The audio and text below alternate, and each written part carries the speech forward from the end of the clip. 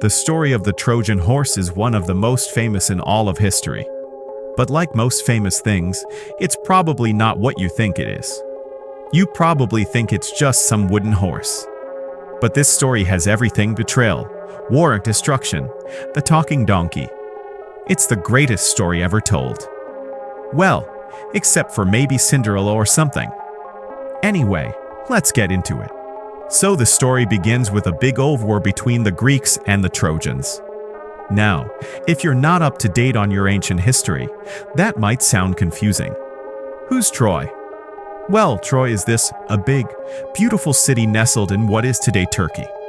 Back in the day, though, it was a huge pain in the butt for the Greeks because they really wanted it, but the Trojans were really good at keeping them out.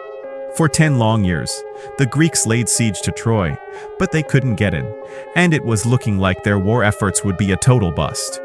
So they did what any self-respecting group of ancient warriors would do. They made a plan so crazy. Even you wouldn't believe it if I didn't tell you. See, the Greeks decided to build a giant wooden horse, like the size of a small house, and then hide a bunch of soldiers inside of it. Their plan was to sail to Troy, leave the horse as an offering to the goddess Athena, and then sneak into the city by pretending to be prisoners. The Trojans, being the heathens that they were, totally fell for it. They dragged the horse through the streets in celebration and then brought it right into the heart of their city. There it stood, a constant reminder of their victory over the Greeks. But there was just one small problem with this plan. The horse wasn't empty. Oh no. No, sir. Because as soon as the gates were closed and the Trojans had all gone home for the night, those Greek soldiers emerged from their wooden prison and snuck off to go conquer the city. Now, depending on which version of the story you read, the Greeks either freed their prisoners, killed everyone in sight, or did both. Either way, the Trojans lost. And so the mighty city of Troy was brought low by nothing more than a talking donkey. Seriously, where were their guards? Now, you'd be forgiven for thinking that this story sounds kind of familiar. After all, every time someone mentions the Trojan Horse, the first thing that pops into your head is World War II and that time that the Allies pretended to attack here and then actually attacked here. But unlike the Trojan Horse, that other story doesn't involve a talking donkey.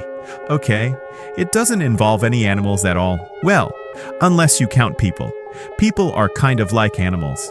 Anyway, I bring this up because despite what you might have learned in school, there's actually very little evidence that the Trojan War actually happened.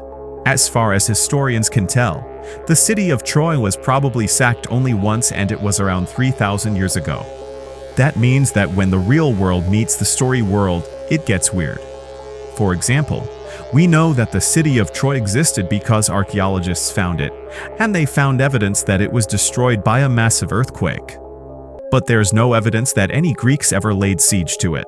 In fact, the only reason we even know about the Trojan Horse is because the Greeks wrote about it. And they only did that after the Ledge War. So the whole thing might have been made up as propaganda to make the Greeks look cool.